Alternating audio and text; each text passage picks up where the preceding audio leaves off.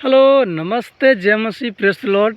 और आज बहुत ही अच्छा गुड न्यूज़ है दैट हमारा भोजपुरी क्रिसमस गीत इंटरनेशनल लेवल पर प्ले हो रहा है।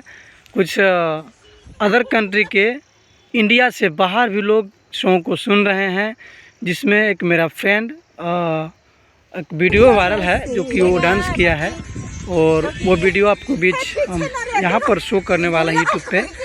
आप इस वीडियो को देखिए, बहुत ही क्रिसमस का song, happy Christmas singer ranger Rajesh का है। And specially thanks happy brother, specially thanks for this video. And इस सॉन्ग को आप लोग देखें और एंजॉय करें। 해피 채널에 내가 놀라가 가겠지. 이쁘게 찍었어야지. 이쁘게.